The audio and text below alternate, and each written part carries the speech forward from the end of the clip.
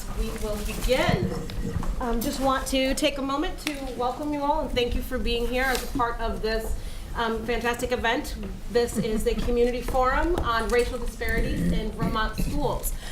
We have a really outstanding panel of really incredible, engaged individuals who are going to share their thoughts. This is really meant to be an opportunity for us to hear each other, for us to get a better sense of what's happening around the state and ways that we can strengthen our community. So without further ado, I'd love to begin by asking for our Superintendent of Schools, James Colquhoun, to welcome us here for today's event. Thank you, Kai. Good evening, and thank you for organizing this event. As Superintendent of the SVSU, I feel that this is a beginning, an opening of a dialogue for all members of the community, and I'm here tonight to listen. My ears are open, my mind is open. I might hear some things for the first time, but it's an important conversation to begin.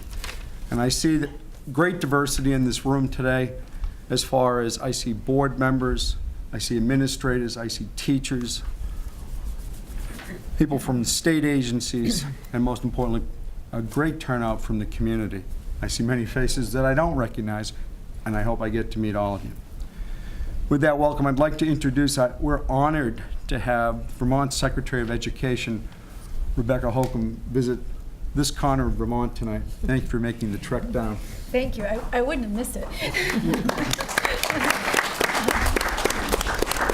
So unfortunately, Representative Morris asked me if I would be willing to prepare some remarks. So I prepared about 700 pages, and I whittled it down so you don't have to listen to me.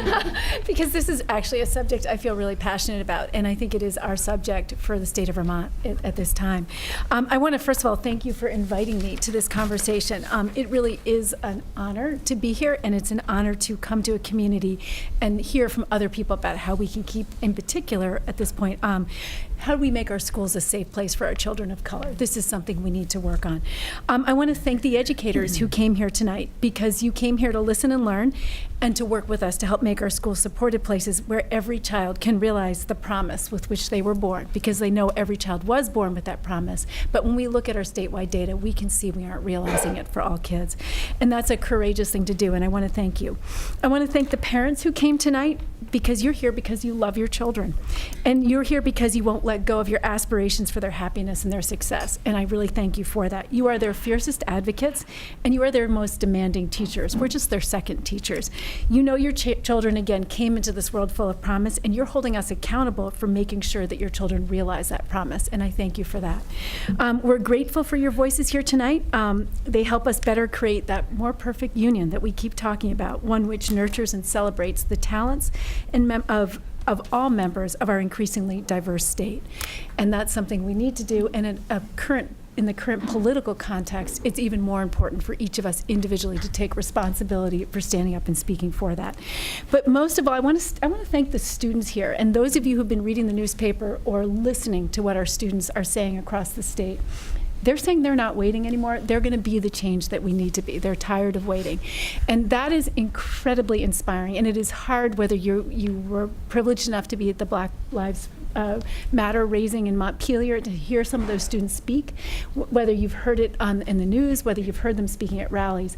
We are at a moment when our students are advocating for themselves, for their dignity, and demanding that we see them and support them as they are and celebrate them as they are. That's an incredible opportunity for us, and it humbles me. It really does. And when people talk about being depressed about the state of the world, I just go out and visit a school, because if you go out and visit schools and if you talk to young people, you're going to feel very positive and optimistic about our future. That said, I want to acknowledge sorry. This doesn't work. It doesn't work. Oh, I mean, here I've been counting on it. It's taping. It's recording you, but you have to yell out. Somebody just didn't hear. But that said, I do want to just start by acknowledging that this is really hard work, and we shouldn't minimize how hard it is. And it's hard because it's hard to fix, particularly for people who are privileged. It's hard to fix what we can't see. And The biases that make us act in ways that hurt on other people are often unconscious or implicit, which is why even well-intentioned people, and that includes teachers, often behave in ways that can be hurtful or even unjust. And the only way that people like me can change this is to try to recognize our biases and do what we can to override them. So one of the things that we have tried to do with the agency, and I know that the superintendent has worked with us and will be working with us on this, is to try to use what we can in terms of our data to make transparent where some of our outcomes aren't what they should be for some of our students. And we've talked about that in terms of discipline, but one of the things that we're very mindful of are the persistent gaps in achievement for our students of color. And those gaps oblige us to take a hard and separate look at the role of race in regulating student success in the state. It's our job to unpack that. To get rid of bias, we have to break that habit. We can't fix what we can't see. So we have been working to support equity initiatives in school districts by providing the data. We built an online data dashboard that will give you indications in every community, not just in terms of how well your students are doing overall, but how different groups within each school are performing, and that's absolutely critical.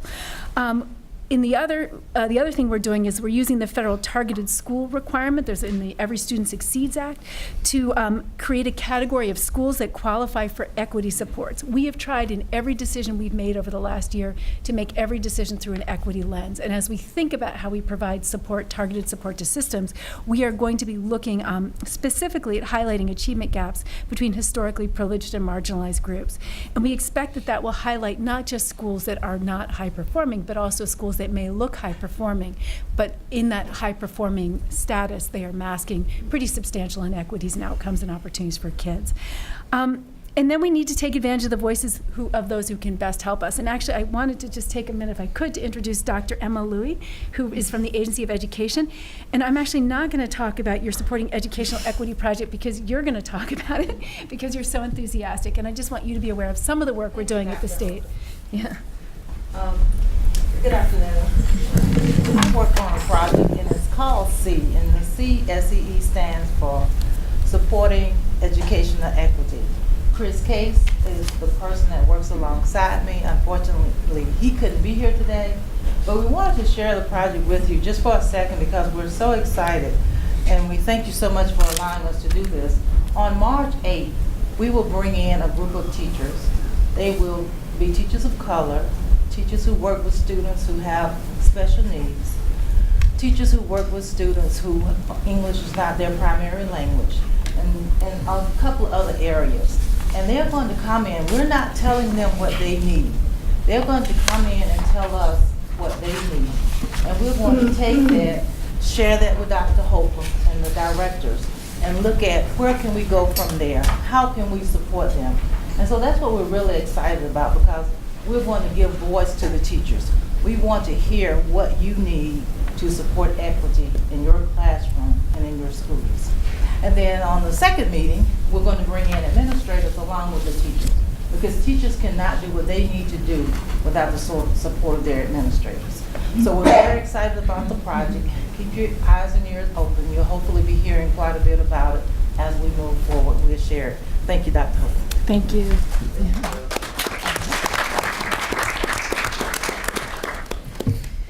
Thank you so much. This is very encouraging news, right? Yeah. So I have some prepared comments that I hope you'll indulge me through. I need to say that at a very minimum, on behalf of our entire Bennington County legislative delegation, I did want to extend their apologies for not being able to be here. We have a whirlwind of things that are happening right now at the legislature, and so, but I wanted you to know that they're all committed to this work. This is a very needed dialogue. And what we're going to discuss today is difficult. You may hear things that are upsetting or surprising. Talking about issues of race is some of the most challenging work that we can do because it strikes at the core of who we are and how we see ourselves as a society.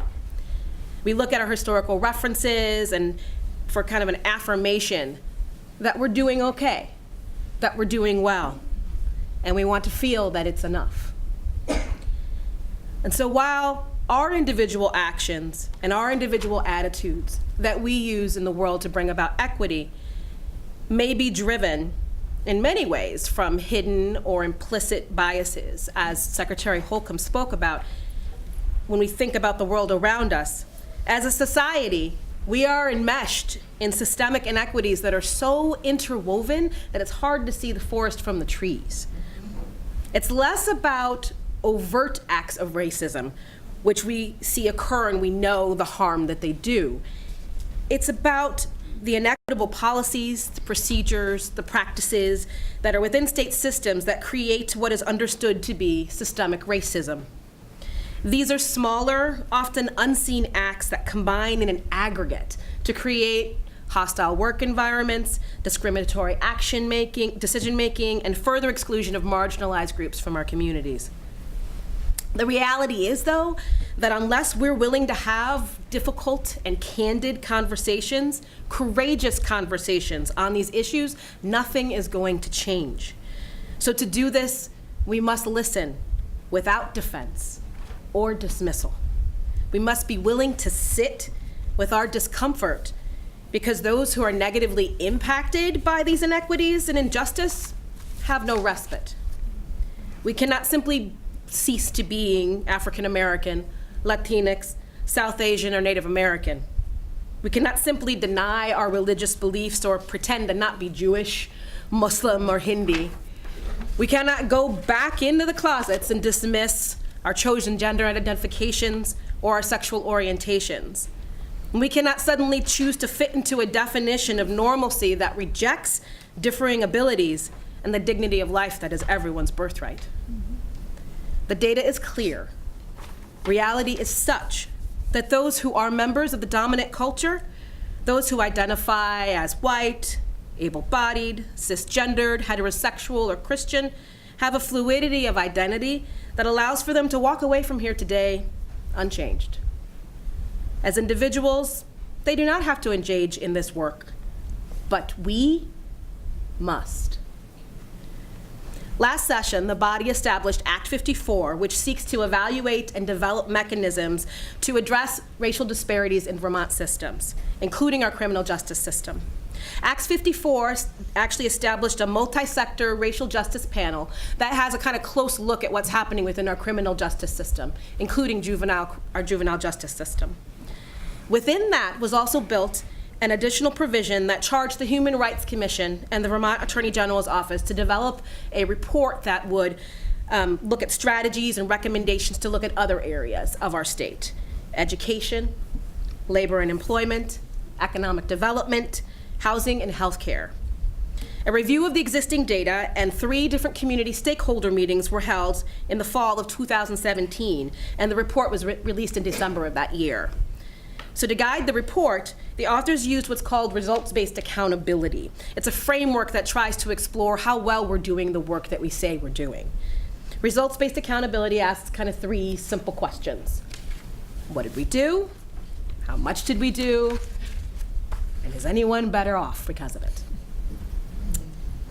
So at these meetings, a turn the curve exercise was used, which asked participants to consider what are we doing well and where we need to improve. The goal is to turn the curve in a way so that we can clearly see if we're successful in addressing what we say we're doing. And as people of color are now considered the fastest growing demographic in Vermont, this work is timely and crucial to a vibrant future. This report frames our conversation today, and it talks about racial disparities within Vermont schools. So as it relates to education in Vermont, the report highlighted some challenges and opportunities for improvement in a few different areas: disciplinary measures and restorative practices, diversity in school staffing and administration, curriculum that's representative, culturally responsive, social justice oriented, and inclusive of accurate Indigenous history, and looking at achievement gaps for children of color. Other challenges that were identified by the community members that engaged in this report were around the recruitment, hiring, and retention of educators of color, and curriculum, again, that is responsive and representative. Rebecca Haslam, the 2015 Vermont Teacher of the Year and consultant on anti-bias training for educators, an Asian American activist and parent of school-aged children, recently wrote a piece that ran in Educators Weekly called "Fear is a Luxury That We Can No Longer Afford." She presses, quote, "In my consulting work, I encounter so many white teachers who are afraid and avoid conversations about race and privilege because of fear. We don't want to offend. We don't want to expose what we don't know. We fear being called out as wrong or even worse, racist. And while I want to first validate these fears, I believe that we cannot afford the luxury of protecting ourselves from them while our students suffer, because the stakes are too high. We must intervene when our students use or adults use the N-word. We have to speak up in class the morning after Charlottesville or Baltimore or Ferguson and let our students speak too. And we must firmly uphold what is right and true when a white student with a swastika on his shirt claims that it's the Hindu version of the symbol, despite repeated reports of intimidation and racial aggression from students of color. We need to be courageous in this work and through our own discomfort. Otherwise, our silence and our inaction will speak volumes and perpetuate racism in schools. So this is the work that we will discuss today. H794 is an ethnic and social equities in schools bill as well that's been introduced to ensure equity for all protected classes of students and to embrace differing religious beliefs, gender identities, the needs of LGBTQIA youth, the stories of children from the disability community, and experiences of new Americans here in Vermont. So the bill calls for the development of a diverse committee of subject matter experts, members from various ethnic groups with experience in educational reform, and stakeholder groups, including our state government. This effort seeks to create a unique opportunity for Vermont to not just embrace the concepts of diversity, equity, and inclusion, but to take tangible action, to actually implement meaningful cultural change and normalization of anti-bias and anti-racist understandings in our youth at the age that it's most needed. The committee will review and make recommendations to standards that fail to recognize the history, contributions, and perspectives of ethnic and socially marginalized groups. It considers recommendations around improvements in school culture on these issues, restorative practices for disciplinary responses, and more. And it follows the work of the state of Oregon, which recently became the first state to require ethnic and social equity in all K through 12 schools. This work is really important for Vermont students. In his book, Race Talk and the Conspiracy of Silence, Understanding and Facilitating Difficult Dialogues on Race, psychology and educational scholar Dr. Darrell Wing Sue discusses his research which suggests, quote, that the inability of teachers, trainers, and parents to facilitate a successful dialogue on race has major consequences for persons of color because being unheard and silenced assails their mental health, creates a hostile and invalidating campus, work, or social climate, perpetuates stereotype threat, creates physical health problems, saturates the broader society with cues that signal devaluation of social group identities, and lowers classroom and work productivity and problem-solving abilities. A failure of successful race talk also has negative effects on white Americans as well. The inability or reluctance to dialogue openly and honestly with people of color on topics of race and racism leads to a lack of checks and balances in their worldviews. It lowers empathetic ability, it dims the perceptual awareness and accuracy, lessens compassion for others, and leads to self-denigration and a sense of failure, and allows many to live in a world of false deception about the nature and operation of racism and their complicity in the perpetuation of this silence. I'll briefly share with you a story from his book, and then I will give an opportunity for us to move on and hear from our amazing panelists, as I do want to be sensitive to time. But I think this will encapsulate some of the things we need to consider. This came from a teacher he interviewed. Quote, "It happens in every class. We're discussing a text, a publication, a current event, a poem. The content doesn't matter. It's the phrase that counts. A student comments and uses the phrase African American or even black people. The reaction of the class, almost all white, is swift. As if choreographed, all eyes turn to the one student of color. The spotlight of eyes shine down and he or she blinks back as if staring into the sun. The teacher should use this moment to open a discussion, but let's talk first about what some teachers do. Nothing. In many cases, for many reasons, we miss this teachable moment by ignoring it. Our students deserve our very best, and these meaningful discussions and educational opportunities will help prepare them to become global citizens. The time is now. So, Again, I want to thank the folks that are here today, and it's my pleasure to now introduce Naomi Johnson, who is a Vassar College graduate and a Burr and Burton Academy alumni, to facilitate the panel portion of this evening. Thank you, Naomi. Representative Morris. Hi, everyone. How are we doing tonight? I'm going to start off by introducing myself and talking a little bit about why I'm here and why this work is important to me. I graduated from Burr and Burton 2012, so that was, 6 years ago almost now. And I never expected to have anything like this in my area. So I'm very grateful that this is happening, but I also acknowledge that this is a first step, and I'm here because I don't want this to be an isolated event, and because I know that not a lot has changed since I've been in school. I know that a lot of students aren't aware of things that we're going to be discussing tonight. And I know that a lot of students of color are not comfortable having these conversations, or are scared of having these conversations, and are really just keeping their heads down and hoping to graduate. And that's what I experienced. So I want to make this a more livable space for us as people of color, and a place that we are proud to be and happy to be, and safe. So we're going to start the panel discussion.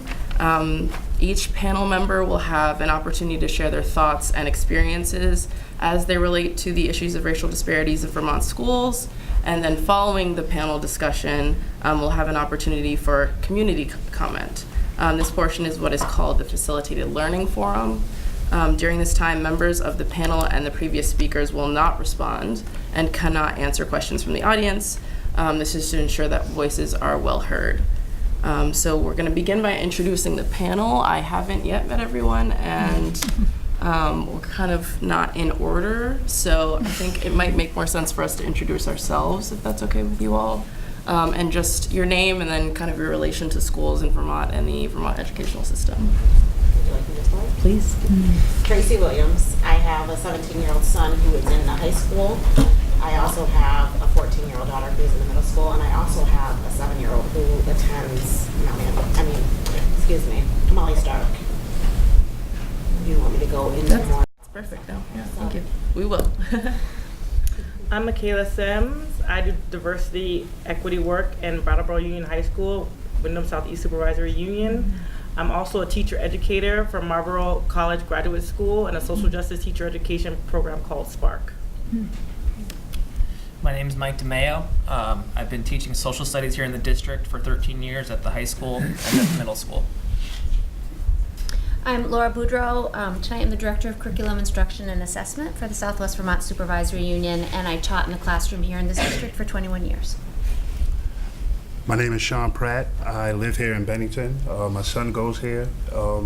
He goes to school here in the district. I have a associate's degree in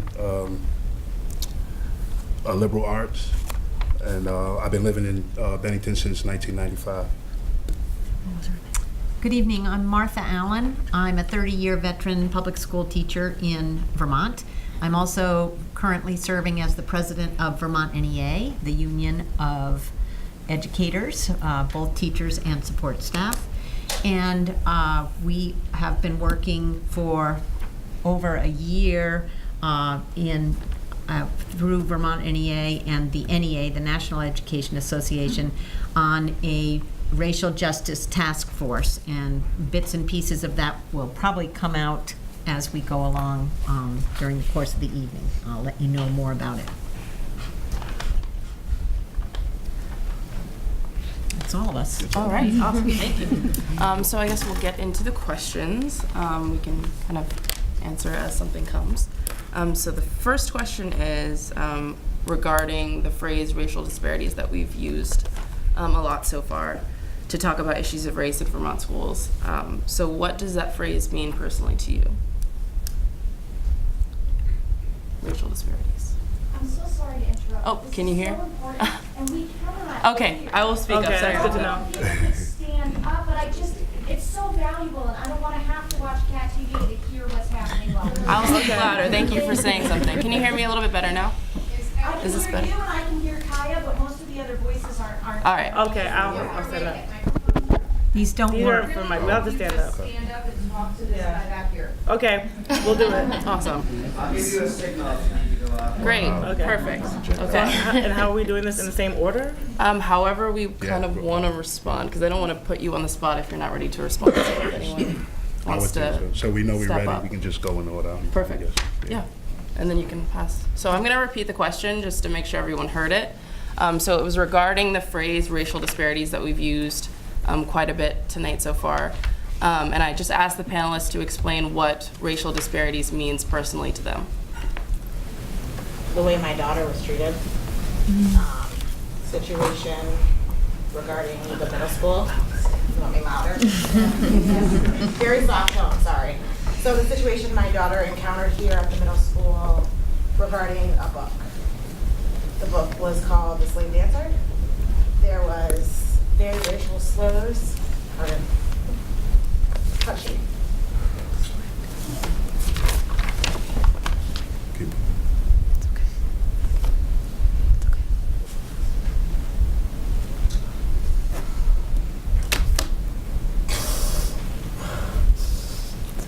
Take your time. And the way the N-word was being used and not taught properly, and allowing students in the classroom to use that word. Of course, I brought it to the school's attention. Something was done about it to a certain extent. The first outcome was my daughter sat outside the classroom to be separated from the rest of the class. Not only did it affect her, it affected me clearly. Because I'm from here. I was born and raised here. I went to school here. I dealt with it. My mom didn't do what I'm doing now to change. My sister dealt with it. My brother dealt with it. And some of the teachers that are still here were here when I went to school and are still the same way. It's just very hard. I just want it to change. Thank you.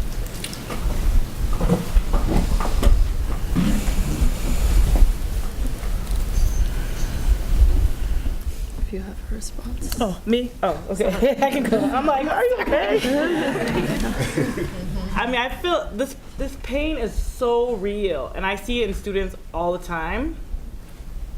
I just spent 45 minutes on the phone with a parent yesterday who was talking to me about the depression that her child feels in school and how she has to cajole her every morning to get up and go to school. And when I hear the term disparities, I hear it a lot, and I was like, let me look it up and see what it really means. And what I found was great difference. And what I think about right away is that this difference is constructed. And we can't pretend like it's an accident, like it just happened that way. It did not just happen that way. And as we act, each decision that we make, we are constructing it and we are reforming it. And so the question is, how do we break that? How do we stop reforming the same thing? So we create something new. We say, oh, you know what's gonna do it? Common Core is gonna do it. Oh, you know what's gonna do it? Race to the Top is gonna do it. It's gonna pull up all the poor kids, all the kids of color who are suffering. When we're just reforming the same system over and over again and constructing it anew so that the same people are suffering. And so we have to construct a new reality. And how do we do that is what I think about. Okay. Oh, that's my baby. She's on my side. She heard my voice. I was talking too loud. You know, thinking about this question for myself, you know, because we previewed these questions earlier, and I've been thinking about what my response to this one would be, and this one was the hardest one because I could come up with my teacher definition. Like if a seventh grader asked me what a racial disparity was, I could come up with some examples. I could come up with statistics or anecdotal, pieces of evidence. But the reality is, like, the disparities exist in things that I don't know. They're in experiences that I haven't had and may not have. But every time that I come in contact with someone else's experience, it sort of uncovers what some of those disparities are. So I hope that doesn't sound too diplomatic, but the real answer is the disparity exists in the fact that I don't even know what they are. Fair enough. Hi guys, how y'all doing? I'm a little bit nervous because I've never done this before. I look out and I see people that I know, see people that I see every day. I just want to thank Kaya for allowing me to do this and come on, and also the people over here to my left that I hold dear in my heart, that also help me and I know help other kids. When you're talking about racial disparities, you're talking about like all these things, education, all these things that are not being taught, right? So a lot of this Black history that's not getting taught. You walk in these hallways and you look on the walls, and it's Black History Month, okay? Even in the schools that I went to in New York City, the white schools, where all the violence was going on, supposedly, right? I walked through those hallways and I seen Black people on that wall, okay? Now, I don't know if y'all seen Do the Right Thing where, Buggin' Out talked about how he wanted people on the wall, you know what I mean? Yeah. So we at a time right now where it's volatile. It's volatile out here, you know what I'm saying? And right now, all of this volatility is coming from the White House. Mm-hmm. It's coming from the White House, and we have to understand this. And if we're sitting here telling you these things are real and nobody's doing nothing about it, then you complicit in it, right? And you allow them people that do these things and say these things to go run right back in the closet. Nah, let's get them out the closet, right? You don't like Black people, whatever. Let's talk about it, and I think a lot of that, needs to change with the history. You need to teach the history. I don't want to keep hearing, I don't know. You got to know. It's a part of history. Why is everything being whitewashed? And that's what we're seeing. And now we're seeing it being flipped.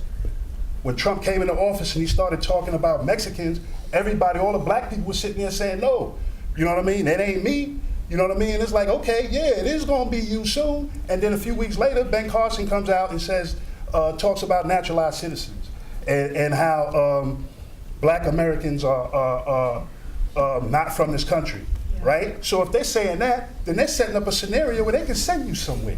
So you can see already the seeds are being planted, okay?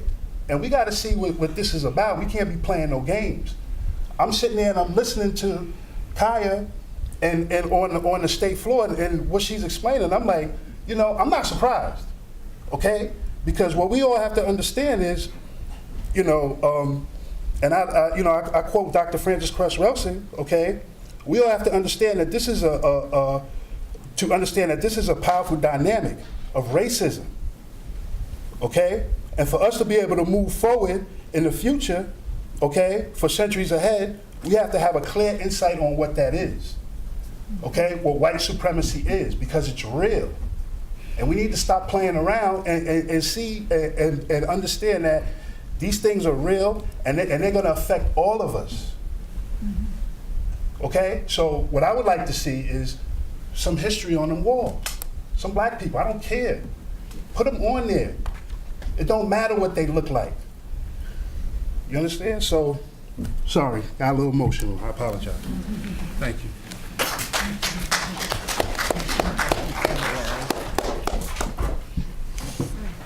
Go ahead.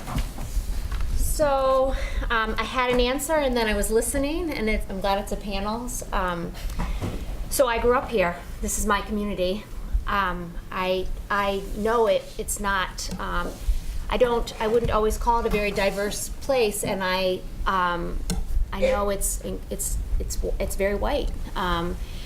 But I know some of my, if I move from growing up here and then thinking about teaching here and teaching kids in classrooms here, I appreciate the diversity that often appears in my classroom and what it brings to all the kids in the room. And that is the hard work at play. And now in my role as, tonight, as Director of Curriculum, the work that we're doing, and a lot of my peers are in this room, is in relationship to curriculum, which you referenced at the beginning. And that's where I think there's hope. And I want to, again, thank Kai for bringing us together, and the bill that you referenced talked about standards. And the state of Vermont, the Board of Education, just in September adopted the new Global Citizenship C3 standards. And they're lovely. It's a lovely document, and it actually, part of tonight, which is good for us as educators, is to listen, because after the state adopts standards, our responsibility at the local level is to interpret them and to think about what is that going to mean when we're teaching, what's that curriculum going to look like in the classroom, and that's happening right now. So I'm excited to share that piece, because this conversation will help us in thinking about that. The big piece about the C3 standards is the inquiry piece, where I heard people already reference the need for dialogue, and that's one of the big pieces of the new C3 those global citizenship standards, is the inquiry process and taking kids through that process of how do you have dialogue with each other. The next dimension of the C3 standards is all about history and civics and economics, and I'm missing the fourth, geography.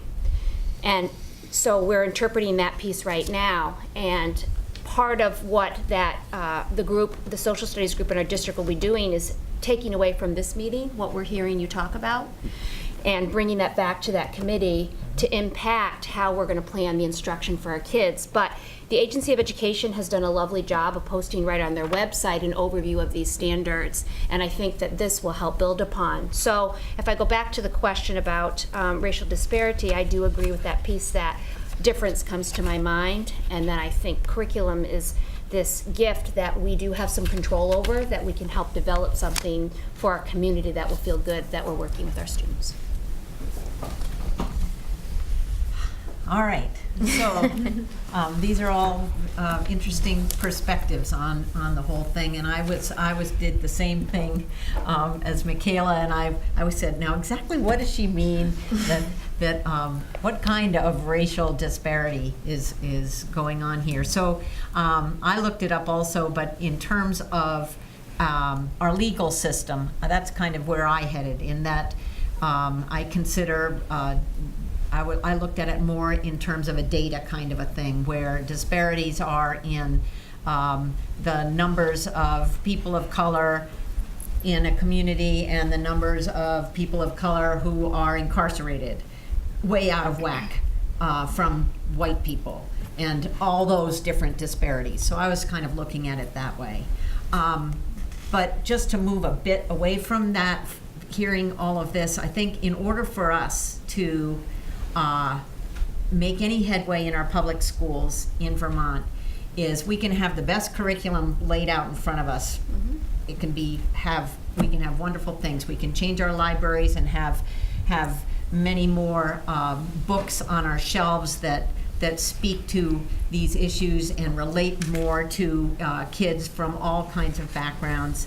But we can't do anything with that if we don't have the human beings in our schools educated enough to be able to teach the material appropriately. And I think that's one of the things that we're working on, is we're going to come and work in this school and in Bennington in particular, but we're also going to be working in many schools in the state to help teachers and staff to become aware of biases, their personal biases, and to take a look to see when they approach a situation in the hallway or whatever, to make sure they don't ignore it, and to make sure that they try their best to address it in a helpful and safe way so that everybody can benefit. That's a really hard thing to do, just to be aware of it. So we need to go from being aware that there is an issue, which the whole very reason for everybody being here today recognizes that there's an issue. Then you need to educate folks and give people the tools to move forward. So we're working on that on a task force, and Michaela's on the task force and Kaya's on the task force, and there are people from all over the state. We have teachers and students, legislators, and the interested people working to put together materials for school staff to use to help to navigate through this incredibly challenging sea. And it's not anything that's going to finish up in a year. It's something that the way I look at it is, if we could make a good dent in this challenge. A kindergartner who comes into school in 2018 will graduate from Vermont's public schools 12 years later with a whole different perspective and understanding of where he or she is in relation to other people, regardless of color, regardless of religion. And when they go off into other places out of Vermont, which I hope everybody does for some point of time, but then comes back. But when they go off, they don't feel like, as I was told my son when he went to college in Brooklyn, he was going to be the cabbage that fell off the back of the truck, because he didn't know anything about cities. So we need our kids to know what it's like out in the rest of the world, and the way to do that is to change the way in which they relate to each other as they're growing up. And I think our kids are the best ones to teach the adults the proper way to behave. So if the adults in our schools can help our kids to teach them, maybe there's hope for us. So anyway, I'm in, and I'm hoping we can move forward, but it'll be hard. And let me just say that all of that stuff is good. All of that stuff to build, all of this stuff is great. But what we're gonna need, definitely, we're gonna need people to come together as much as possible. I'm not saying that we have to love each other, but we gotta put our petty stuff to the side. You know, when you're working together, it's a lot more better. It's a lot easier. And we gotta put our petty differences aside to be able to work together. We're gonna need parents. We're gonna need everybody to come together and do the best that they can to help out everyone, all these kids. Because the poor white kids are suffering also, right? But they show, what do they show all the time? They show all this Black death. They show all this Black death, right? And they don't show the white death, you know? And I feel for those kids that had to go through that. You know, because I have a kid sitting right over there. I love him. He's the only thing I have. You know, and I don't want to sit here and complain about what the state took away from me. You know what I mean? I'm not going to sit here and say that. You know, but you know, we have to come together. We have to, you know, in passing say hello. I've learned to do that. And I'm from New York City, Brooklyn, Coney Island. Like, nobody says nothing. Like I've learned to do that. I know there's a lot of good people out there. We need to pull this together, okay? You need to speak up. If you hear something that's not good, then say something, okay? We need to, you know, for this young woman here to go through the stuff that she went through is wrong. You guys know that. We gotta fix this. But we gotta do it together as a team. We can't do it individually, okay? You know, the greatest player in the world couldn't do it by himself. He needed a team. They're showing you these lessons. Thank you. Thank you. So I think we'll move to the second question. I think that these conversations are really important when we make them personal. When we make these conversations personal, I think that's when we can do the most work. So I urge all of us to also, in the audience, to be thinking about your responses to these questions as well. And continuing with what was just said, when was the first time that you all became aware of race and even more racism in Vermont schools? In elementary school. I was born and raised here. I'm still dealing with it now with my own 3 kids.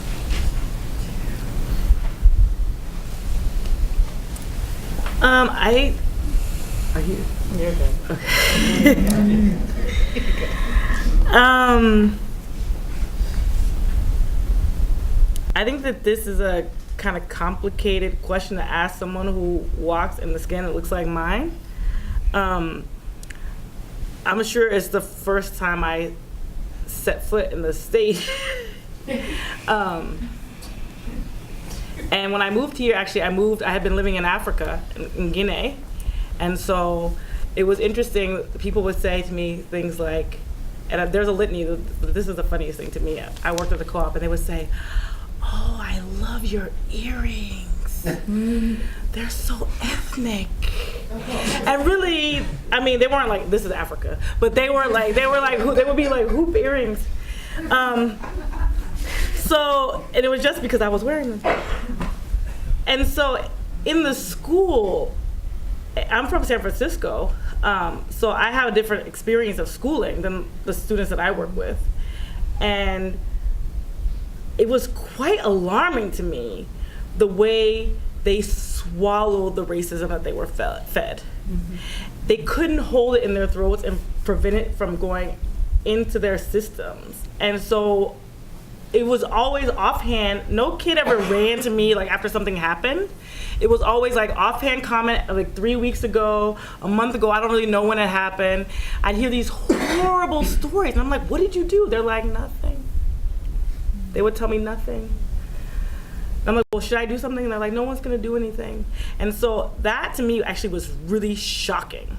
And it still happens now, where students come to me and tell me things and I'm like, "Well, what do we do next?" And more often than not, I have to toe the line between respecting their wishes and acting and trying to encourage them to act, because I don't want them to be grilled. You know, like if they tell me, so I try to go tell the teacher in confidence or whatever it is, but I feel like it's a really hard thing and so many students are carrying around pain.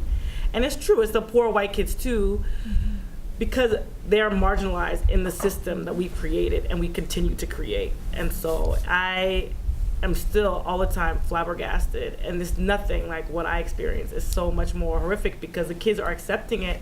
Mm-hmm. And I have children who come to me who say to me like, "I don't feel right unless my hair is straight, unless I have a weave in." And so we've taken on this idea of not just the racism itself, but what we consider as beautiful also, and it's a struggle. I think for me, coming from being raised in communities and then educated in communities that were a little bit more ethnically diverse than the one I teach in, I'm just going to back up for a second and piggyback off of something that Sean said, where I kind of had the experience of coming into this community not necessarily knowing about like the socioeconomic diversity that existed, and then kind of having it be uncovered over time and realizing like, wow, there's a lot of that here, and that's not necessarily part of my own like personal background. So I remember having this experience and saying like, that must be really hard, and that must be really like difficult to negotiate and to like navigate every day. When it comes to, you know, seeing racial disparities in education in this community, like it reveals itself momentarily in ways that you don't expect. And I don't want to say then it kind of moves on to the next thing, but it happens in pockets that sometimes can be kind of small. And I think the same thing. I think like that experience must be really hard, and I'm not even sure how to start to like deal with that. So it's kind of a process that's happened over time, and it's happened with increasing frequency, you know, like just as time has gone on over these past 13 years. And it's what has kind of like moved us towards the place where we are today. I mean, I think that anytime you have communities that are becoming more diverse, like that's fantastic. I mean, I think our country is a great example of that. But over time, like we've seen the growing pains, and we're experiencing them now. That's what we're here to confront tonight. So I was thinking about the question through the lens of the first year, very early on in my teaching experience, in this community, where all of a sudden I had this amazingly diverse class of students, and not only economic diversity, but cultural diversity. And I realized that I was missing a skill set in knowing how to support all of them. And I, as an educator, which was I felt a little helpless for a period of time because I had questions about how to support some of the kids, and the kids were coming to me looking for support with things as an educator I hadn't encountered before. And so I feel like that was my first experience in knowing that I had a lot to learn as an educator, and knowing that I'm feeling also like what I'm hearing tonight, and that professional learning and thinking about how to support our educators and knowing how to support all the walks of life, because we truly are trying to believe in all means all, but it requires a lot of professional learning, because all means a lot of different things when you have 18 very different children sit in front of you every day. The first time that I've experienced racism blatantly was when I was substitute teaching at Catamount Elementary, and you know, I didn't know at the time, but you know, the kid, there was one white kid, right? Well, it was two white kids, but they had one of the white kids had some Pumas on, some Adidas. You know, his pants was sagging a little bit. And then there was another kid that came in, and then the kid kept calling him a wigger. So I didn't pay much mind to it. You know what I'm saying? So he kept calling him a wigger, kept calling him. Then one of the teachers had stood up and said, "You need to stop that. You need to not say that." You know what I mean? And it was, you know, it was one of the black teachers that was at Catamount at the time, which was, I think, maybe one or two. But she stopped him, and she said, "Don't say that." You know what I mean? And checked him right on the spot. And then later on, I believe she let me know what it was. And then because I didn't, like I said, I wasn't really familiar. So that was one of the first times I've experienced it here. For me, I've spent my teaching career in the northwestern corner of the state and the northeastern corner of the state. So the disparities that we had were French Canadian. We had predominantly white students until recent years, but for the most part, dealing with race in Vermont, or race in general, was more in an abstract, where kids would say something because of a current event or something they heard or whatever, and we'd have to try to break that down in a class without, it was just more in the abstract.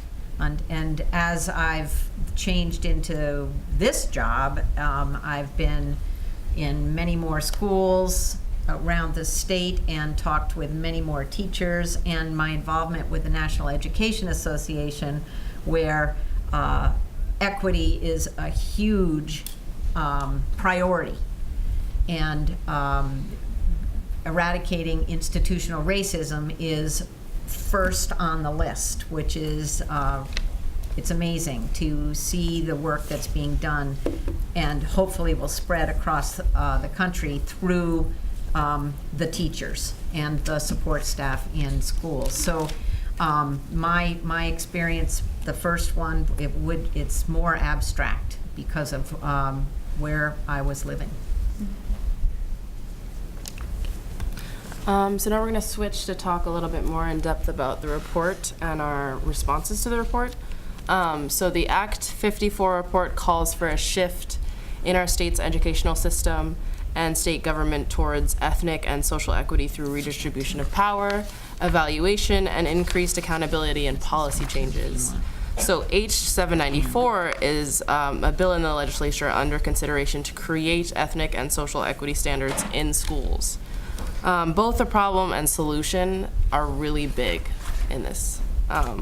So I want to kind of break it down and talk about what all of our thoughts are on these proposals that they offer, and then how might they actually help improve our schools and our state, do you think? You don't have to. Do we want to start back down there this time? Sure. Okay. You can find these, if you haven't looked at them, you can find them on the the Vermont Legislature website. or ask Kaya. She can send them to you. I just brought one copy of each if people want to take a look at it. The one that I'm looking at more closely is the one, no. The ethnic, I want to say what, ethnic and social education in schools, with the Ethnic and Social Equity Standards Advisory Board. I want to make sure I said it properly.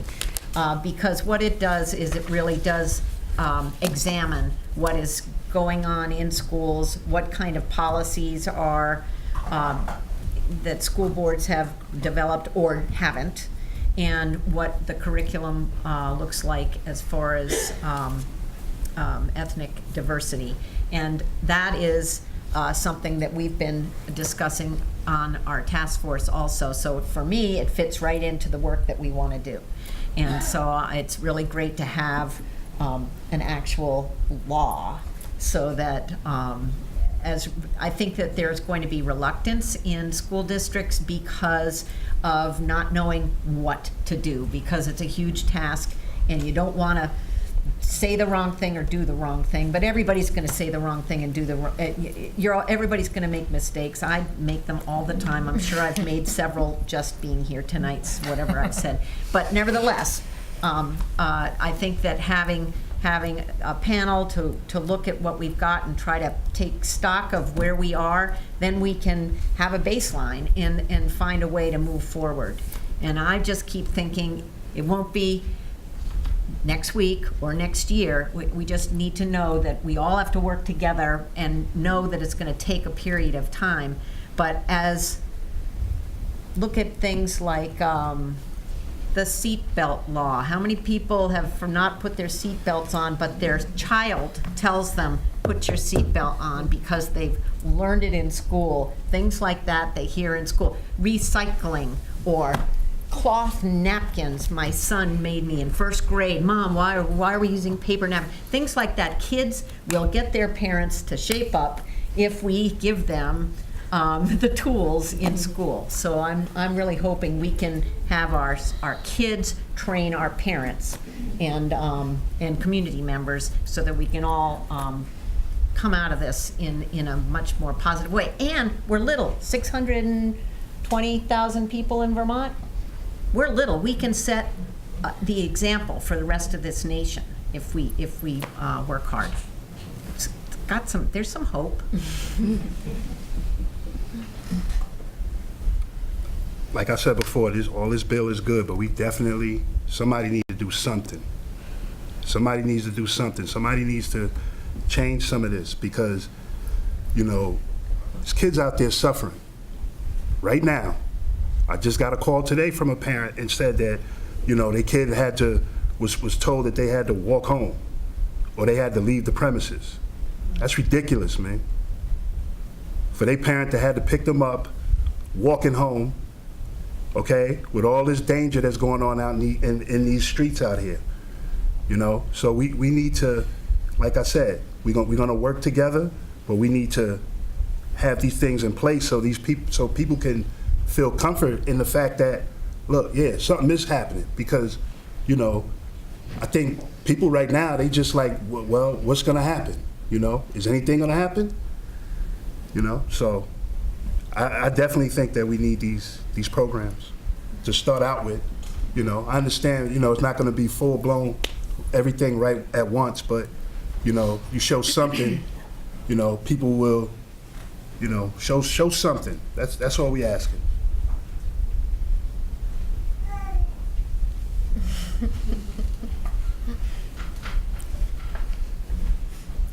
Sure.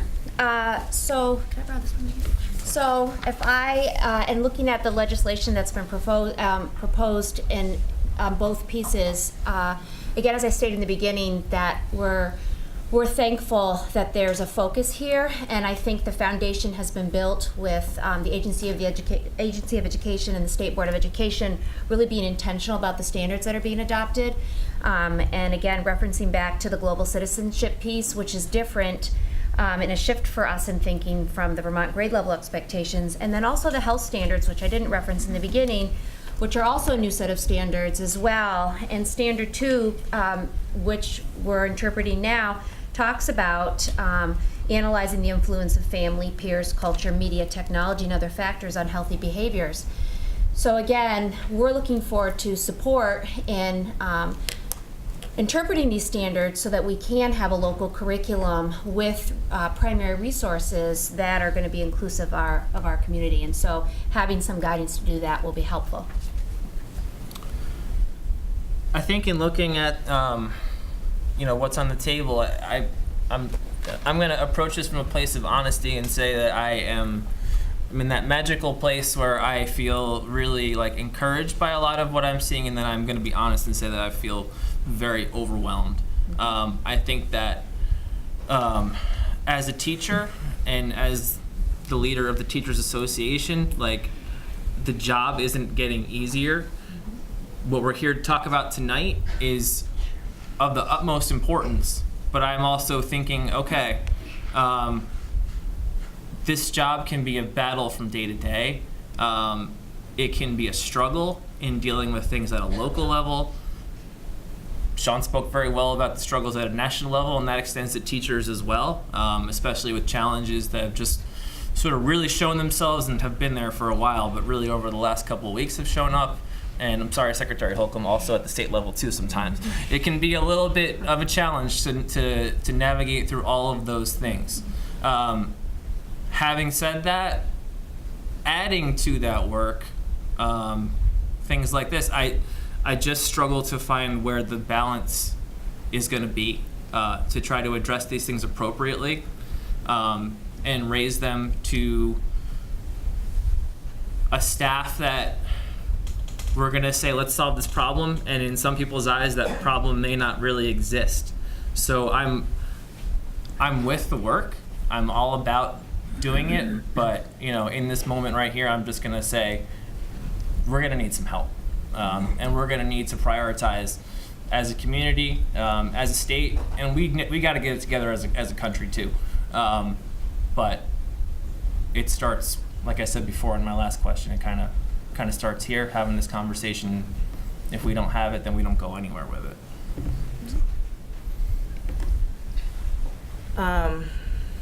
Listening to you made me think. I mean, I feel like one of the first things I should say is, like, the struggle is real, and that struggle is on our side, and it's also for the children, because they're in it every day. And I feel great hope and possibility, and also the other side of that is a deep sadness. And as people are going out and they're celebrating Black Panther, like, people love Black Panther. Everybody loves that. You know what I mean? How many of y'all have seen it? Who doesn't like it? My mother watched it, but she doesn't know anything about Marvel. So she's 93. I said, Mom, I don't think that movie was for you in any way. Anyway, she tried. She tried. But everyone is celebrating the beauty of Blackness. The bald women, the speed, the fierceness. They're like, everybody's out there like, the tradition. What? Huh? Tradition. Mm-hmm. People love it. But at the same time, there's a deep and profound distaste for Blackness. And that is the sadness. And so when I think about this bill, I feel like there is so much possibility here. And the possibility is that we can change our behavior. Mm-hmm. And so let's do it. Let's look at what we are doing, and let's see what we're doing and what we're not doing, and change those things. Mm-hmm. That's where the hope is. The other side of that is a profound internal work that is really necessary, and I'm thinking that's kind of what Martha was talking about. The internal work is the hard stuff. That's what no one wants to do.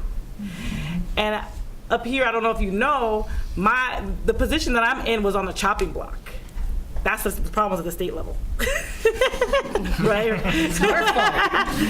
So my job was cut from my position was cut from the budget.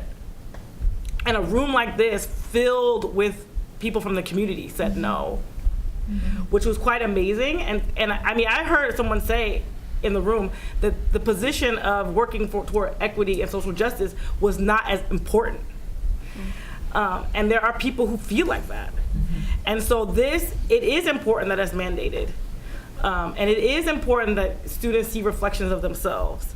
And it is important that we see that the disparity is not just a deficit of kids of color, but also the privilege that we're constructing for these other kids is a deficit. It's a problem. But we give it to them all the time. And that is also a construction, and no one sees it. They don't see themselves doing it. Right.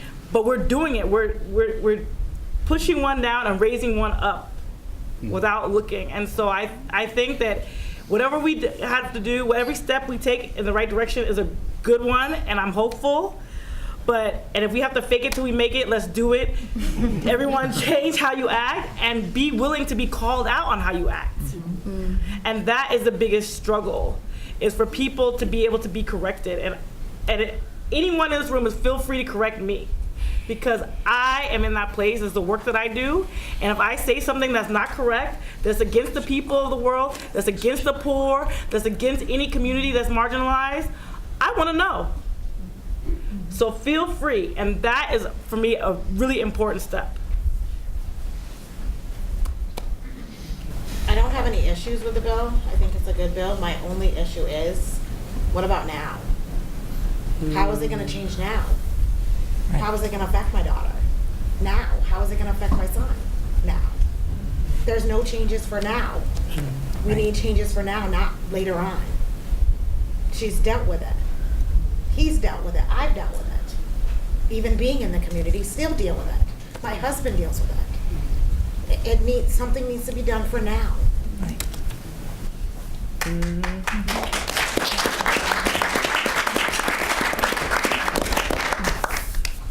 I think I'm just gonna, to wrap up, kind of respond to kind of your responses. I think that feeling overwhelmed is something we need to talk about more, the emotion of everything and the toll it takes. It's exhausting. It really, just talking about this, coming here together, is exhausting. And I think an important thing to combat that is to think about, what can I do right now? Like you were saying, what can I do right now to make my students feel safe, to make my students feel heard, to advocate for them? That was such a big thing for me growing up as a Black person in Vermont. Was I didn't grow up, I grew up loving being Black. I really did. And I think that's something we don't talk about. It's always such a bad thing, but I did. And that's because my mom, she told me how beautiful it was to be Black all the time. And she always advocated for me. And I was that student who was like, oh, I'm not gonna say anything, pick your battles, it's fine, just keep pushing. And she was like, no. If somebody does something that's racist, that hurts you, we're gonna address it. And so that's the biggest thing. We need to be advocates for our students of color. Students need advocates. They need to know they're important. They need to know that if they're not feeling safe or comfortable, that is a problem that needs to be addressed right away. And those are the initial things that we can do right now. The bill is huge. The report is huge. The problem is huge. The solution is huge. And yes, it's not going to be fixed tomorrow, but there are things that we can fix tomorrow. There are things that we can do right now. And that starts with us. It is personal. That's where we start. It's not at a systemic level. It's personally. And that's how we change the system. So it's terrifying. It's terrifying. It's scary to think about this stuff. But it's so important to talk about how scary it is and how overwhelming it is. But just think, what can I do right now in this conversation, in this situation, in this classroom, in this environment to change things right now for this person? Because you never know how valuable that will be in the future. One thing. Even if you don't have the answer. Even if you don't have the answer. Right. And reflect, be self-reflective all the time. What did I do yesterday that I could have done better today? Always. I think is really important. And talking to each other. Okay, so I think we're gonna wrap up the panel with one more question. And I also invite the panelists to kind of, whatever you wanna end with saying beyond this question, please do. Let's get our voices into the space. So my final question is, what is your message to youth of color in Vermont, to schools today? Open up. Don't sit back and just let it happen to you. Speak your mind. Go to somebody. If they don't help, go to somebody else. because she's dealt with it a lot. The N-word being called, nothing gets done until she retaliates. But don't sit back and just let it happen. Keep opening up. You have people that have your back. Just keep opening up. I know that students, they don't need to be told that the urgency of the work that needs to be done because they feel it, but some of us need reminders that this is urgent, and it can't wait. It's exactly what you both were saying. And I think the other piece is that we can learn from the students. I know my first year teaching, the amount of things that my students taught me about the world that they live in, because it's different from the world that I live in. Even if you think you come from a similar class background or have similar experiences as your students, we don't. We need to listen to them and learn from them every day. And so for the students, I've seen so much student activism and been so inspired by their activism that I would say for them to keep up, to act, to do things, to talk about things, to engage with people, and to push. Because now is a time, often we think that, and this is true, that the school is a reflection of the society at large. But the reason why I work in schools is because they have that sliver of possibility to create change. And maybe the society can reflect the change that we're making in schools. And so the students need to stand up and push for that change. And the teachers need to too, by their sides. But we have to really listen to them. And so the students have to speak up and not swallow things that people need to know. I'm trying to think if there's anything else. I think that, I want to thank Kai for the opportunity to be here today. And the possibilities are great, and it's good that we're here, but we can't stop there. And we have to really examine our own thoughts and not be afraid of them. Because we live in a racist society. We live in a society that's against the poor, and so we're constantly getting messages. So in order to combat those messages, we have to constantly be doing work. And I hate to say, you can't be overwhelmed. It's one of those things, you have to handle it. We have to do it. We don't have a choice. If we're on the side of our kids, and it doesn't mean that I don't go on a long walk or do whatever I have to do to handle the pressure and the stress, but I don't have time to be overwhelmed. I have 2 little kids. I have to put them in school, and I'm scared to death. I don't have time to be overwhelmed. I just have to handle business every day the best way I know how.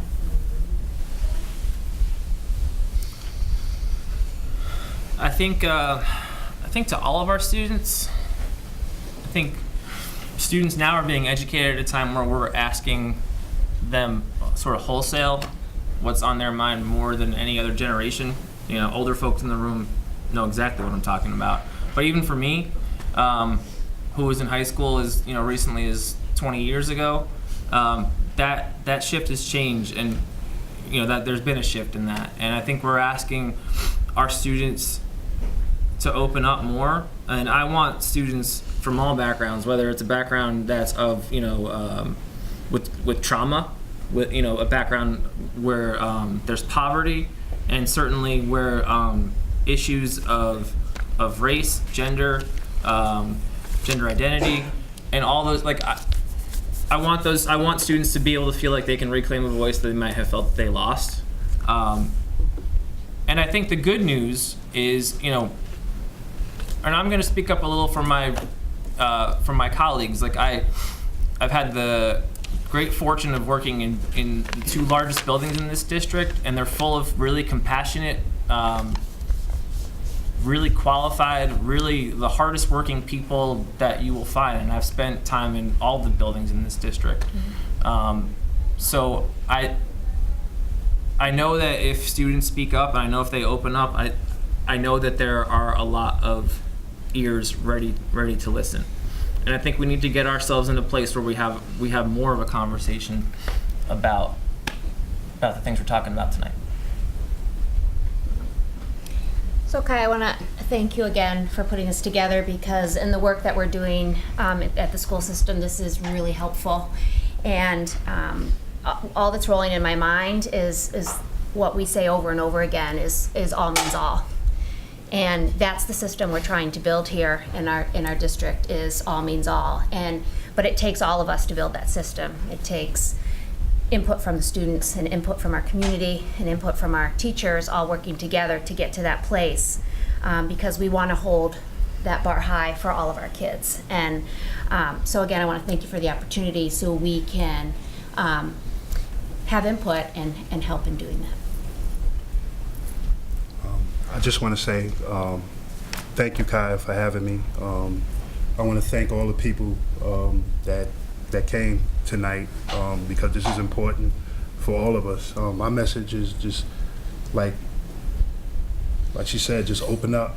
Kids need to, if they have something to say, it's got to be all about the kids first. Put their needs first, and that's what I've always done. I know there's good people in this community. I've worked with a lot of people. So that's in this community. So I know they got good hearts. Just if the kids are talking to you, just open up and listen to them. Don't shun them away, because that's what we're hearing a lot that's going on, and we know that it's going on, and we just want it to stop. Okay, so that's all I got. Thank you. The question is, what is your message to youth of color in Vermont schools today? So I think speaking up is really important, but I don't think that it's fair to put all of that responsibility on kids of color. They're just trying to go to school. So there are white allies out there, and there are kids, classmates, who will stick up for you if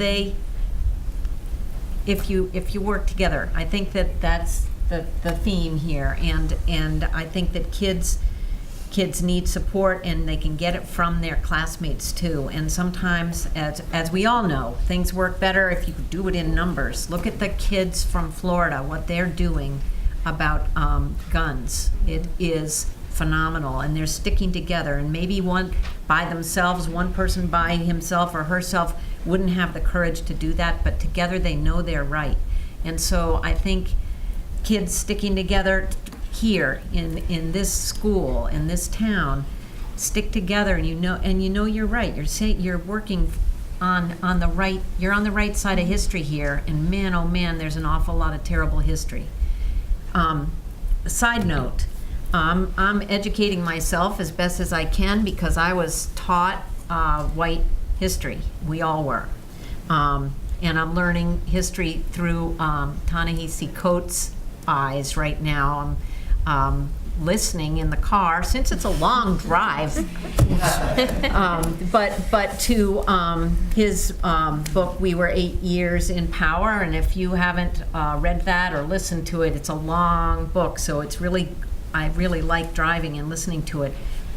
And also Michelle Alexander's book, The New Jim Crow, has all of the history of how racism was just so cultured and deliberate, and it still exists today in all of the remnants of everything that's happened all along through all the years. And I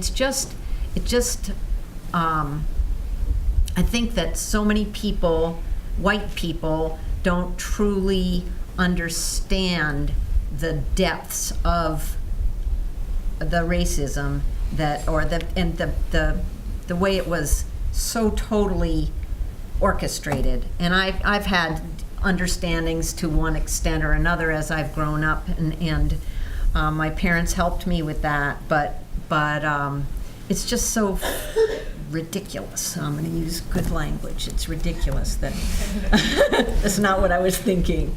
But anyway, I think that's one of the pieces of the overwhelming part, is we really need to educate our staff so that we can approach this in the healthiest way possible. And one way to start tomorrow is be kind.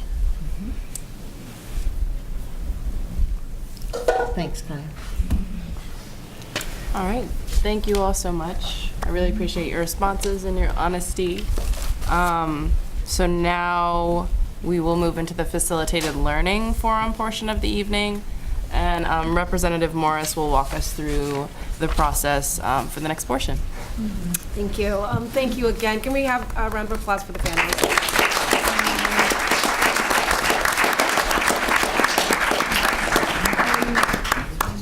Before we begin, I'm going to take the liberty of also submitting my voice into the question of what message do you have for students of color in Vermont?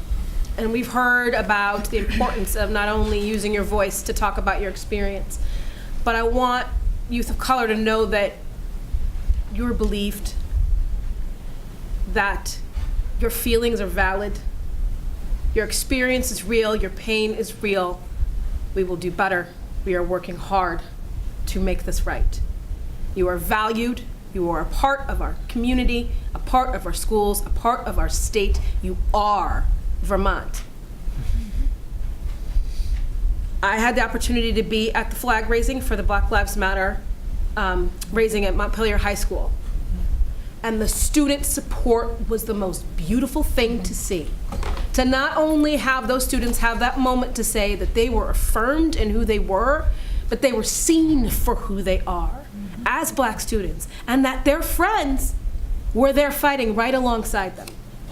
I cried tears at that level of beauty, and I hope that our Vermont students will have the ability to know what it feels like to be that affirmed in their experience and to feel that secure, that welcome, and that loved as a part of our state.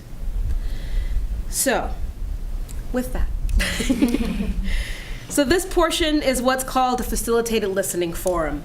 So if you were a member of the audience, you'd like to speak, I did have a sign-up sheet here. It's not too late. We do have some additional spots available. But we did that just because we have time constraints, and a number of us have school-age children that need to go to bed at 8 o'clock. I want to let you know that... Just asking to be added to the... Yes, absolutely. I'd just like to say something. Okay. Everybody in there is a child of God. If you're left behind, you won't do the things that you're supposed to do. He talks about a child. I'm only saying this to, when you go home, teach your kids how to pray and study the Bible, all of us, and then we will learn to come together. But that's what we need, because we're leaving something out and left. He spoke about this guy from New York. I'm from Alabama, a racist place where I went up to school, and you had to drink out the water, white and black. But our parents taught us to pray. And we're leaving the main thing out that we really need. God is telling me to do this. But I don't mean any harm to anybody. I asked this guy, was it okay? But you need to just go home and pray and study with your kids. The Bible says study and show thyself approved, not be ashamed of the Bible.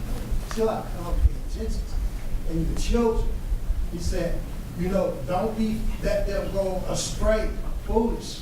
We are going against us. We are all brothers and sisters from the beginning, Adam and Eve.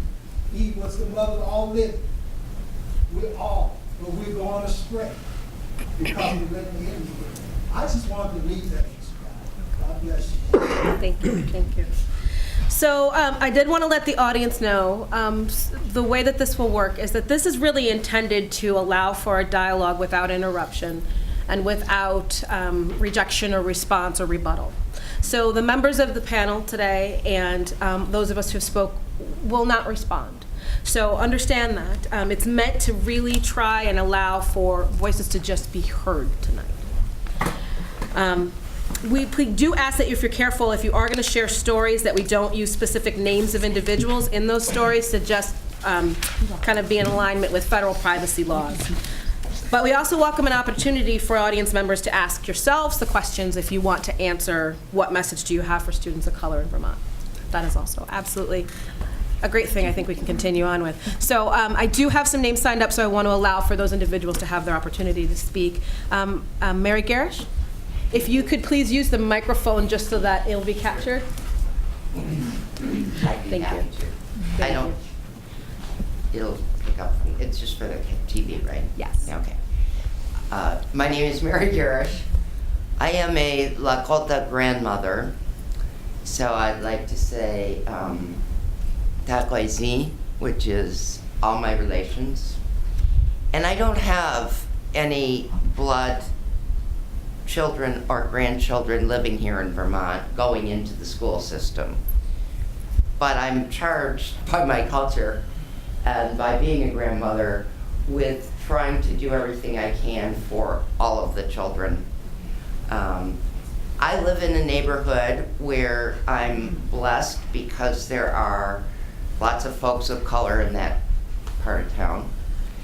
And I wanted to say that I really, really appreciate and respect particularly the parents who stood up today and said, we need to make sure that our kids are heard. Because the message I wanted to share is that I talked to at least 4 families in my neighborhood tonight, well, not tonight, today, to ask if they were coming tonight, because I know that their children are experiencing some things that I wouldn't want anybody to experience when they go to school. And in one case, the son was with the mom and said, no, Mom, no. The son didn't want his story told. In the other cases, the parents were like, no, I'm really not comfortable with that. And I want to say that that isn't because they don't care about their kids. And it isn't because they don't care about the subject. It's because they have been so marginalized by people in Bennington who aren't of color that they want to be invisible. So let's please also try to cure that desire on the part of parents to be invisible, because we know that's being passed on to the kids. And let's all do our best to try and make everybody visible and make their pain visible. And that's not pleasant. That hurts each of us in our hearts when we see somebody suffering. But we can't heal until we do.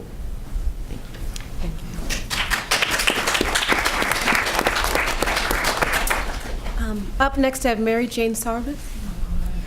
Thank you. I hate public speaking, but I'm walking around with rage for over a year. I was guest in someone's home who raised their kids very differently than I raised mine, who didn't go to school here. She's an adult anyway. And I heard these kids say things that were racist and outrageous. I don't think they understood what they were saying, for point one. And then I heard them talk about this teacher who is I don't know, these kids just graduated last June or whatever. And the teacher made a Black Lives Matter joke to this group of boys. The teacher! And so, can you sense my rage? This was over a year ago. So how are these kids supposed to, and my second point is about curriculum, but how is a kid supposed to not understand, and I have discussed Black Lives Matter with this person, and so with the influence of a teacher behaving that badly, how are these kids supposed to behave better? That's number one. And what was I supposed to do with that information? This isn't my child. My child would have turned the teacher in, frankly. No, I have absolutely no doubt about that. But what was I to do with this information? Should I have called, I've been carrying it around. Should I have called the supervisory union and say, hey, you got a real problem there? Tell us what to do as citizens here. Like I said, my kid's grown up and, I'm glad to know that she would have never let anything like that go by. Number two, the curriculum. Now, like I said, I haven't looked, but I'm looking at America, I'm looking at the banned books list, I'm asking kids what they read. One really good student who graduated from here a couple years ago, did you read the autobiography of Malcolm X? In my generation, which is a few years ago, That was the most important textbook in history, in high school. And I made damn sure if it wasn't on my daughter's curriculum that she read it. The other most important books on my high school and hers were by Maya Angelou. So explain to me how these white kids in Vermont are supposed to have a rounded education. They don't. I asked recently, do you know what Jim Crow is? No. Do you know what happened on Selma on the Bridge? Zip. What happened? They don't. Do you understand the Voting Rights Act and what happened after Martin Luther King died? Huh? So, and these are also adults. So how, if we have a terrible, you're not covering American history and you're not covering American literature in its full. So how are these kids supposed to grow up with a fully understanding of diversity if they don't get the art, the literature? I mean, how many art teachers are teaching Harlem Renaissance? How many art teachers? Because I substitute art teach sometimes.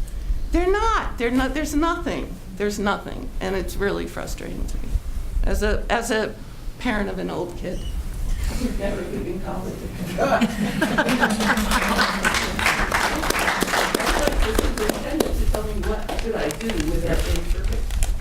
Thank you. So again, we're not. No. But I want to make sure that everyone knows. So this is going to be a continued conversation. Up next, I have Janaki Natadran.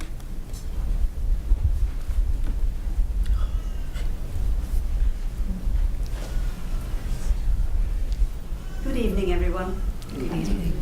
My name is Janaki Natarajan, and I was in 1999 faced with a situation within the community in Brattleboro of a black doll being burnt in a homecoming fire, and the Confederate flag being flown, and Hakenkreuzes on the trees around during this time. So there was no position as diversity or anything else, but I was asked to see if I could do something. It so happened. And so I entered that situation at that time, 1999.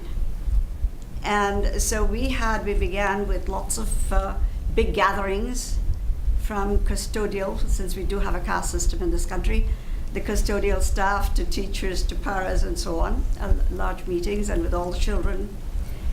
And we had lots of meetings. Howard Dean came and various other people came and so on. And one of the questions was, well, the N-word, my parents and everybody else uses it, so I'm supposed to not use it? Well, the answer was, no, you're not. That is, you go beyond your teachers and you go beyond your parents, you go beyond your ancestors. We do not want to repeat what our ancestors have done. So we had lots of things happening. That was 1999. And we had some kind of curriculum. The librarian did not know what the Middle Passage was. So there was a fair amount of various things to do. And after 5 years, I gave that into the hands of some teachers and an administrator so that it would go deeper into the school and not just an outsider. And so it continued in its own way. 3 months ago, as Michaela said, and you should be very cognizant of this, the diversity position was not budgeted. So you wonder what that's about. And there is a kind of a questioning that happens at that time. Not only was theirs, but there's another program which is for very vulnerable children also was put away. So I think it's important for us to take a scalpel to the system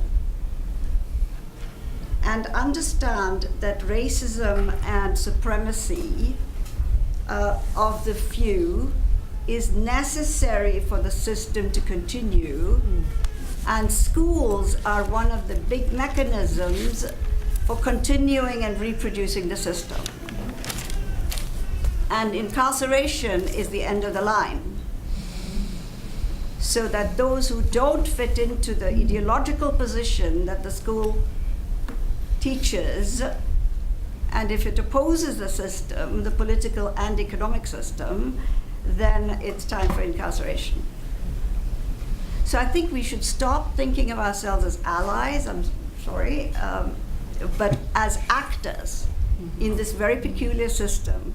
White people should see themselves as actors in the problematic, not as allies, and not even as being overwhelmed, because the entire sentence has to be inverted. So that, and I've worked in unions, I've worked in prisons in DC and in public schools and in China and Tanzania and so on. And the problem is worldwide. And the problem is set so that the very few will benefit from the system of the very many. And the school replicates this. And so the hatred, not only of blackness, but hatred of the poor, go hand in hand. And so unless we take a scalpel and go beyond the politics of the moment, and go beyond the politics of power of the few, we're not going to do this. 20 years or 19 years, and we're back in square one in the school district I'm involved in. So what's the urgency? Whose urgency is it? It's clearly not the urgency of those who will benefit in some middle level kind of way by the top. Not even by the Obamas of the situation. Let's be very clear. So it's not simply one of color. It's not simply one of gender, but it's what is it that the color is advocating? What is it that, whose side is blackness on? Of itself as well as the system itself. So we're not talking really about intentionalities or dialogue or, these are all important things. Important to feel compassion, important to feel, yes, absolutely. But if that deadens the struggle against supremacy, then we're playing games. Because when we are very clear that supremacy is reproduced by reconciliation in the past, then we have to look at reconciliation and see, what are you reconciling? Who are you reconciling? For what purpose? And so we've really got to do a lot of study, a lot more study. And I would recommend with this bill that as an adjunct, not in the bill because it's a political document, but that we are clear that what has to be taught, who is to teach the teacher, but who is to teach everyone? Jose Marti's question. So that we do have built into it both an architecture and an urgency. Otherwise, another 20 years will pass, or another 300 years will pass, and it'll continue. So opposition is as important as anything else. Thank you very much.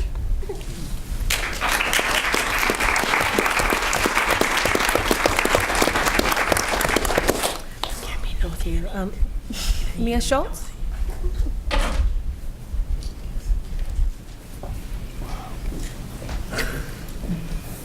So I wasn't going to speak tonight because I'm always the blabbermouth, but I just couldn't help myself. So Tracy here, and she did, and Sean, both my friends and allies in our struggle here to raise our kids just like everybody else. And I found that all of these, the bill and all of that sounds great and everything, but us in Bennington seem to have a little problem. We get forgotten. We get forgotten by the rest of the state. They don't give us a diversity counselor. They don't hear us. I reached out to numerous people and it fell upon deaf ears. Well, we can't really help you. We're not sure what we can do for you. And I think that that's the case with more than just issues of race, but across the board here in Bennington. So I just wanted to make the point that not to forget about us. And I'm talking to our people who go back up to Burlington and go to the state. Bennington is a part of this state as well. We might be on this tri-state area, but we get ignored a lot. And so when you're, the program that was discussed in the beginning, the CSEE program, my first thought is, oh, the teachers that are involved in this, are there any teachers here from Bennington going to be involved in this? And how does it trickle down to our community? So that's just my 2 cents on that.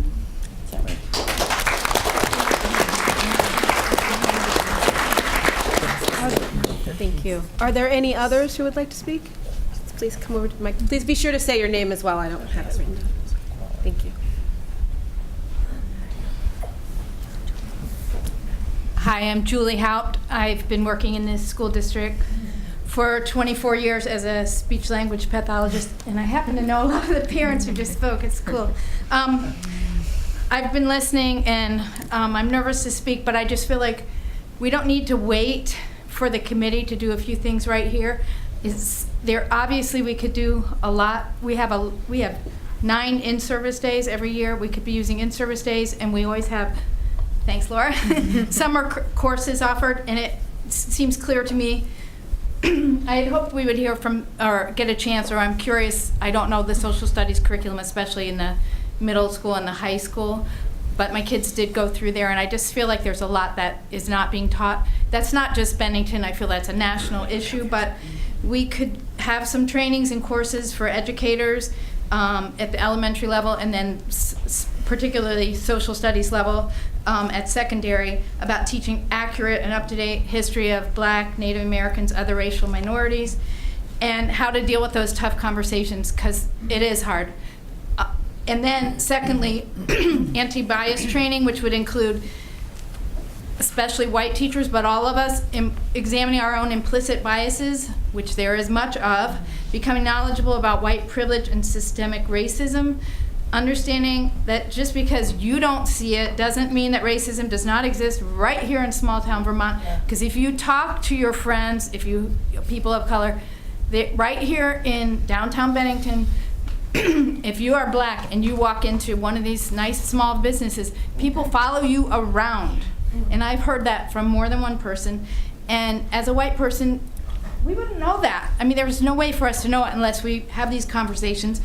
So, and this will not be solved by pretending to be colorblind. That has been, I just want, if you haven't heard, that is an out of date, and it does not work. We need to recognize and hold up the differences and value our differences, but not pretend that everyone, we're all the same under the skin. We are all different. We all have different cultures, and learning about our cultures.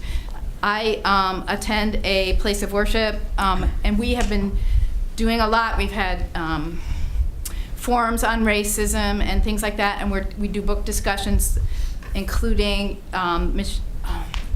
Michelle Alexander, The New Jim Crow, which I recommend to everyone to read if you want to understand about systemic racism in this country as it applies particularly to criminal justice. It is eye-opening. I thought I was informed, and I read that book, and it's mind-blowing. It's very hard to read.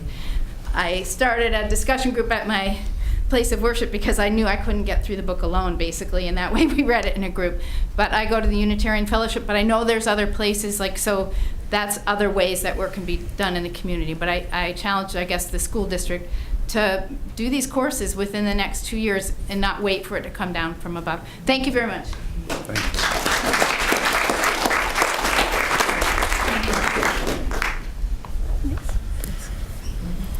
Please state your name for the microphone. Thank you. Catherine McClure. I've been involved in education in Vermont and New Hampshire for 40 years or more. I think what I would like to say is it's been longer than 19 and 20 years. I can go back 30 years when I was a member of the collegiate YWCA and many organizations throughout the country in 1969, 1970, and 71 were instructing in institutional racism and how to combat it. And here we are back again. But I think what I would like to say about the curriculum development, the professional development, is that for a long time since that, late 60s, early 70s, The idea has been tolerance. The Southern Baptist Poverty Center has said tolerance, tolerance. We need to get beyond tolerance. It is not about tolerance, it's about respect from the very basic levels. And I think that the hope of everything that's happening in Vermont, and yes, our smallness helps us feel much hope and change, is behavior, relationships. We really need to be there. So it's respect, not tolerance.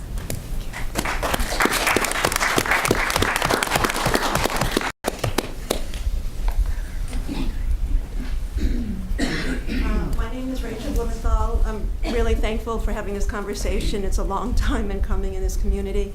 I'm the parent of a son who's black and was schooled in Bennington. I'm also an early educator and work for the SU.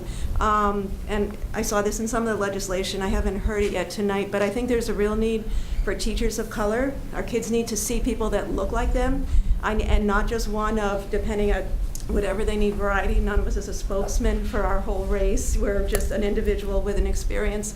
And also I need colleagues that are of color, because things that come up all the time, I need to have that discussion with somebody in my office, somebody down the hall that can share, and we can really figure out what to do tomorrow to address that issue and address that problem. So thank you for having the conversation, and I would really look to see what's happening for the SU in terms of recruiting and hiring, and how we're going to be proactive. And that, I think, is something we can do today, so that maybe in a year from now we can have staff that is more diverse.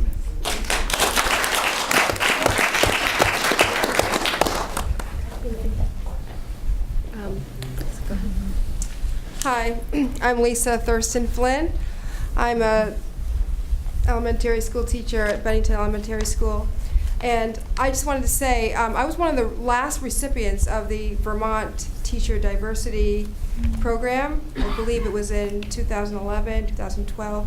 So that was a program where they recruited, people of color into the Vermont system to become a buyback program. So you're paid back on your scholarship. So I think those type of programs, they don't exist anymore as far as I know. It was at the state level, and it really helped me pay back, my college loans. I put myself through school, and I worked as a paraeducator, and Catherine hired me, and I've been working as a elementary school teacher.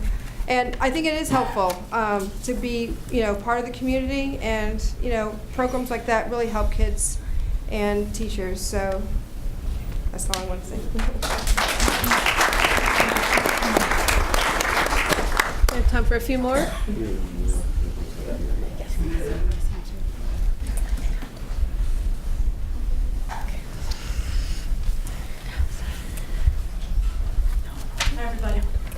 My name's Alyssa Del Tufo, and I sort of have two related things to talk about. One is that I have an interracial family, and my son, who went through the school system, was very reluctant to make public any experiences he had that felt racist to him or to his parents, who might have had, a sort of different eye on things.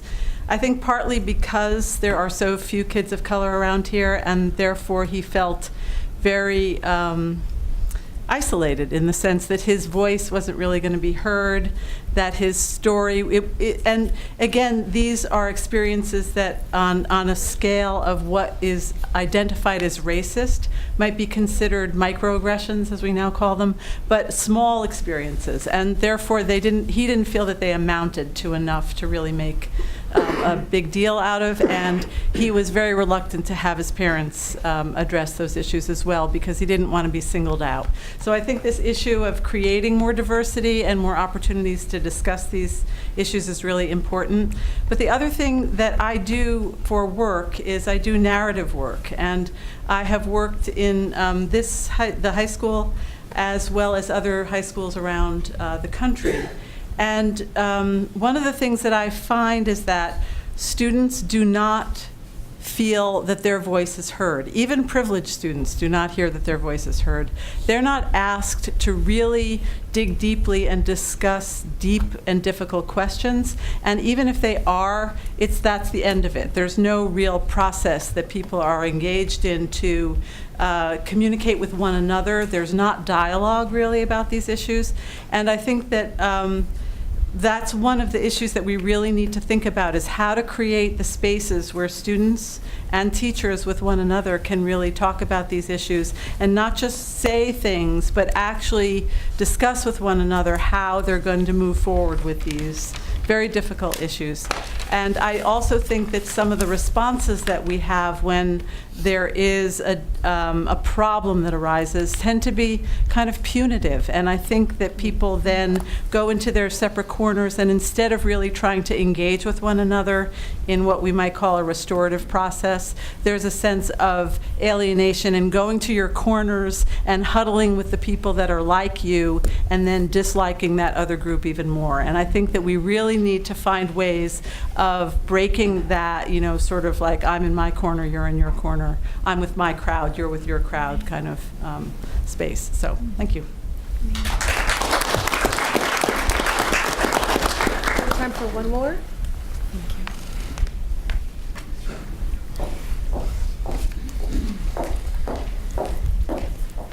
Hi, my name is Caitlin Powers. I'm a 6th grade English teacher here in the building. I'm going to apologize already because I'm pretty sure that I'll be a little bit emotional because this is it's so important. When we talked about racial disparity, I grew up in Waco, Texas. Came back to Vermont because my dad is here. I was born here, but I grew up with my mom in Texas. And so my education was very different than my brothers who grew up in the school system here. And when I first started here in the district just last year, I was just very observant because of the school where I taught in before was in Adams, Massachusetts, and our student body was, yes, there were social or socioeconomic differences and similarities, but there was just a lot more children of color where I was, and so I came up here, and it was just very different. And what infuriates me is when a student of color in my classroom acts one way, and we have a great relationship, and I don't see anything wrong with their behavior or how they're acting. And then they go to another classroom, and another teacher is reprimanding them, and I don't understand why, because they're not doing anything wrong. They're just being themselves. And yeah, I think it's really important for us to, as educators, to develop relationships with our students and get to know all of our students. And I think that's, I don't know if educators, they just have an issue, or they just don't know how to connect with students of color. I don't know, but it's definitely something that needs to be looked into. With all of the work that we're doing, like when Mike said that you're feeling overwhelmed with just all of the changes, we need to make sure that the work that we're doing right now, it is purposeful and it's right for all of our students, and that we roll things out just the right way. And that might take a little bit more time, but I think that the time that we invest is going to be worth it in the long run. And sorry, I took notes. I think it's really important for all of our students to see their reflection in the work that they are doing, and to see a bit of themselves. That was awesome.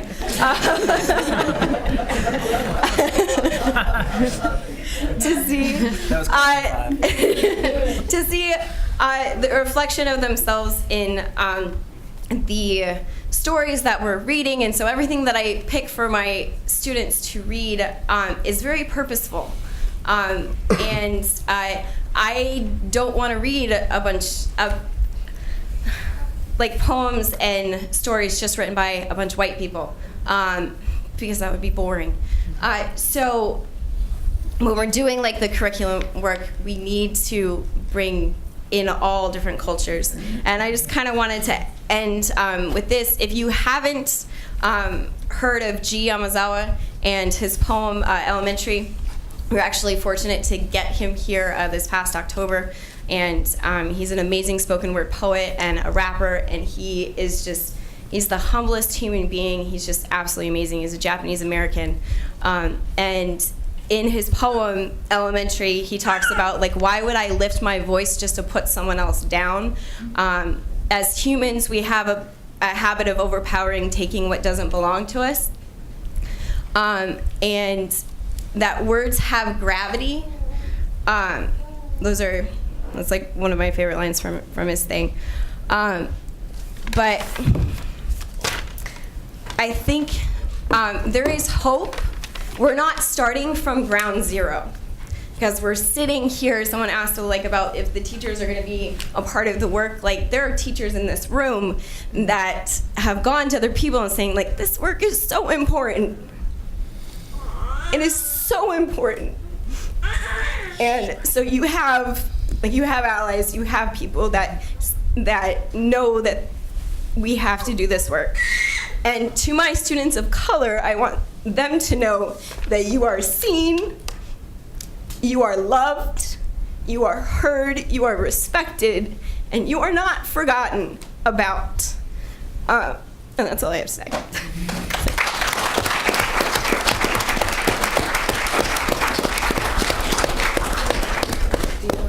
Sorry, hold on just one moment.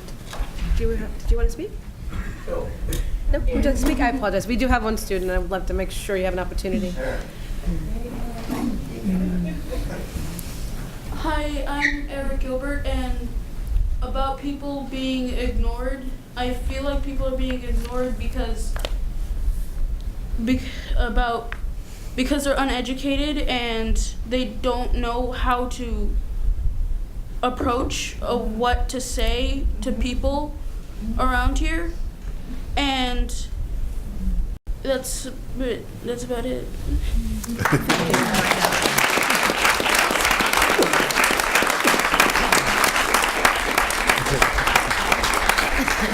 Are there any other youth who'd like an opportunity? We can go a little late for that. Yeah, please go right ahead.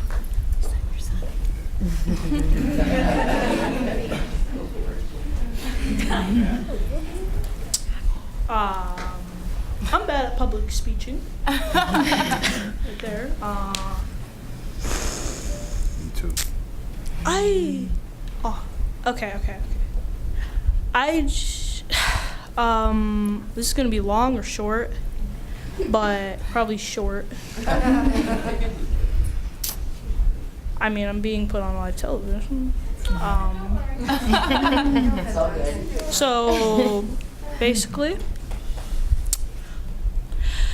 a friend had told me a while ago that their school was toxic. Just very bad. And so she tells me that they even say the N-word. I'm paralyzed. I'm just sitting there. What?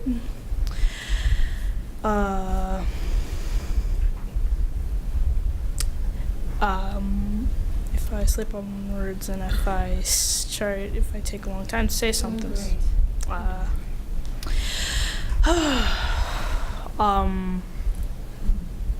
So just okay. Racism is a verbal type of thing. I learned it at a young age because of him.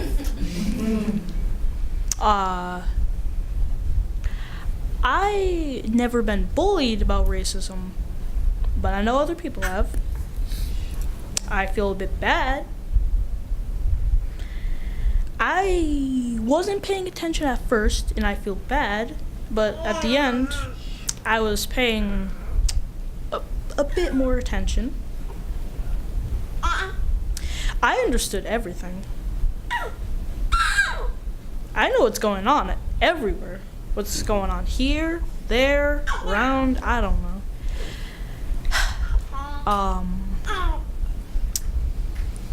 So, I guess ending words,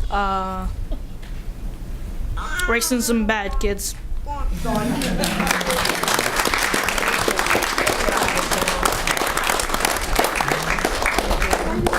Thank you. I think that's a fantastic place to end. And thank you all for participating. Thank you to the Supervisory Union and to the State of Vermont, the NEA, all of our panelists that were here today.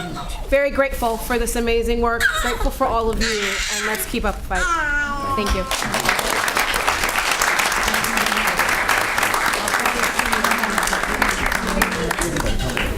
Doing a lot of work.